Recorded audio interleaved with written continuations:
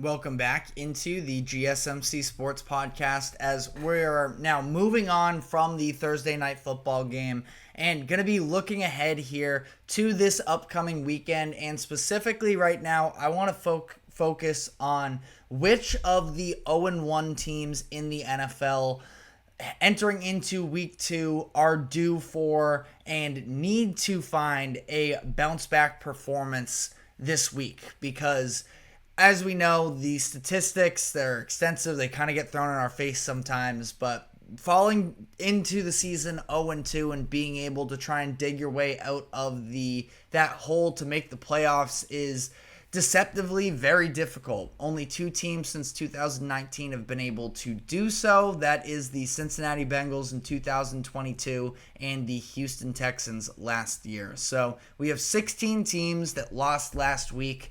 So again, just sort of deciding which teams would be more so in panic mode if they do end up losing this upcoming week. And I do think there is a pretty clear number one, and that is the New York Jets. Last week, they played the San Francisco 49ers on the road. That is a very difficult situation to play in. Aaron Rodgers playing his first game of really his first full game with the New York Jets, coming off of that Achilles injury that I didn't think that was too much of an overreaction spot. But coming into this week, 2 consecutive road games isn't ideal, but this week you have the Tennessee Titans, who last week lost to a team that didn't score a single offensive touchdown. And this is an area where if you are seriously considering the Jets to be Super Bowl contenders, you got to win a game like this. Against Tennessee, again, I think due to the level of competition, that's kind of the biggest thing. I'm not ready to write off any team if they end up falling into 0-2 necessarily, but the Jets are in a weird situation where obviously the pressure is on them. This is a make or break season for them, so it's not like you're sort of planning out, okay, well, the vision is there. No, the vision is winning this season, and you really can't afford to be fumbling around there all too long. So I think the Jets need a win this week, and if they don't, I start to have some real concerns with what they look like for the remainder of the season.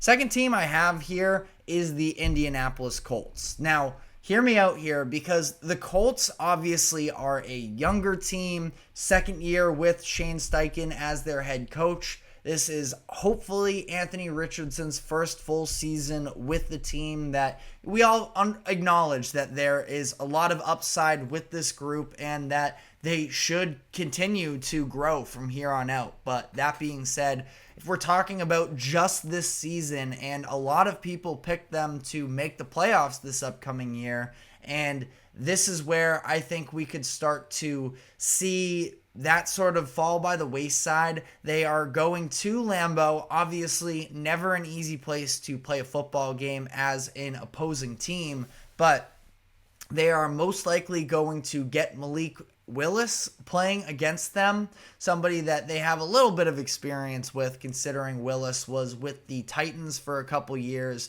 So they got, their share of scouting against them, but Malik Willis is not a typical starting quarterback in the NFL, just based off of, where he's at this point. This should be a game where the Colts are able to capitalize. They are 2.5 point favorites in this game as things currently stand. And again, if they end up losing this game and not making the playoffs this year, I'm not worried about their long-term future. I do think that last year they were almost a little bit ahead of schedule, even with Anthony Richardson missing as much time as he did. But if we're talking about teams under pressure that are hoping to make the playoffs this year, this is kind of a must-win for the Colts to some degree. As must-win as you can get in week 2, at least.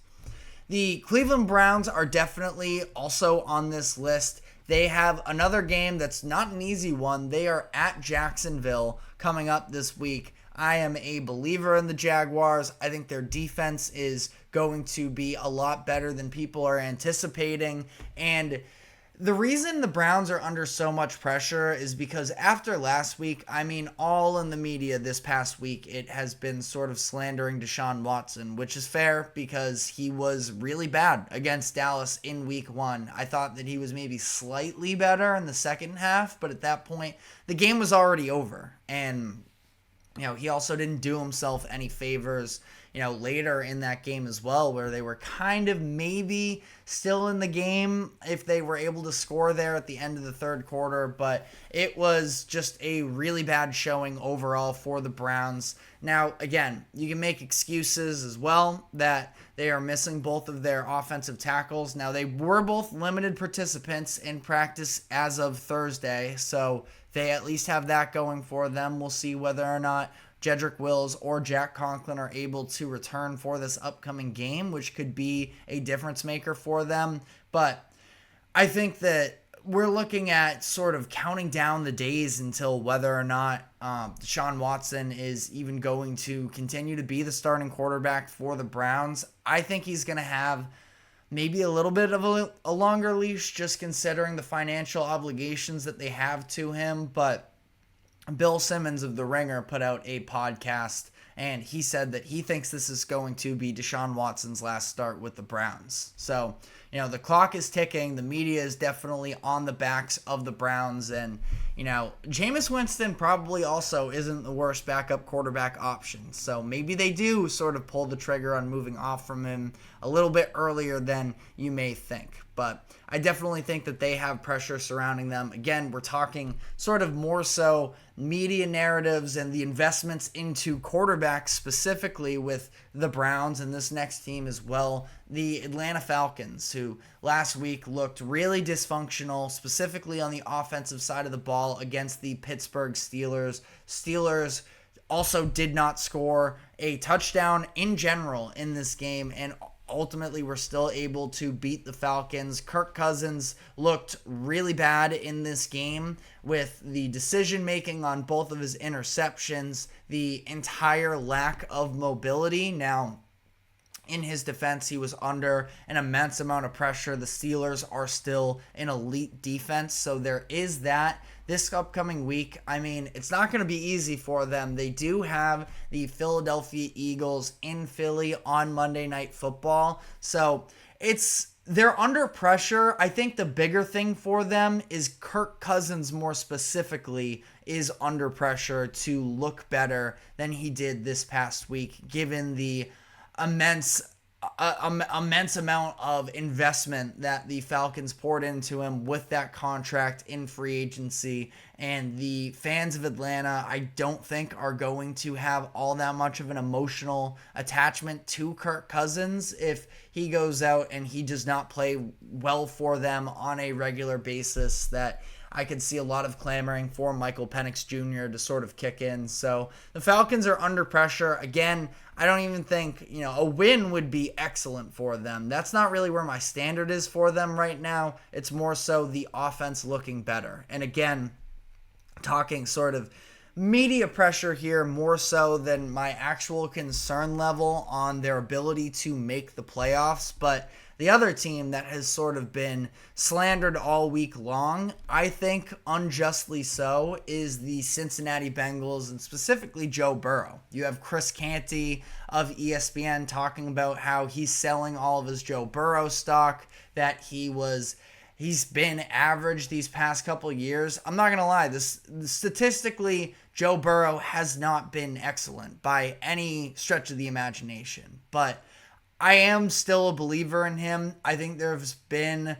a number of varying factors as well that have come into play with the Bengals. Him missing all of training camp with the calf injury last year. That, again, if you want to say that injuries are just an excuse, I hear you. You play the games that you play in. You have to finish them out. But I do think that he was a little bit inhibited in 2023 to start the year. That San Francisco game and what I believe was week 5 was sort of when we started to see Burrow coming around a little bit more and starting to play his game. I thought the Bengals were headed in the right direction. And then all of a sudden, the wrist injury occurs against the Ravens on primetime football that ended his career and, in essence, ended his season, I should say, not his career, but ended that and also basically ended the season for the Bengals as a whole, as Jake Browning was never really the option for them. But,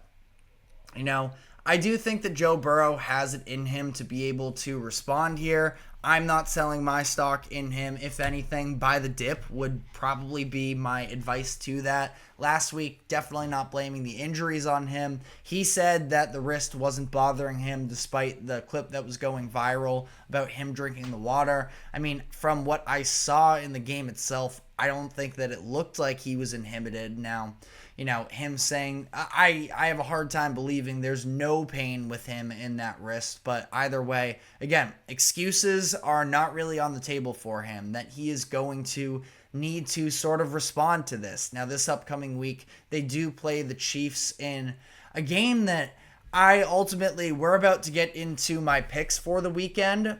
I did not go with this game, but just saying, if you're talking about sort of overreactions from week one and that's swaying a line, I mean, the Chiefs coming off of a win against the Ravens, very convincing. I do think that the Chiefs are going to be better than they were last year, which is a very scary thought. But they're 6-point favorites over the Bengals, who everybody is entirely selling their stock on. I think that this could be at least keep it competitive bounce back spot. The spread is 6.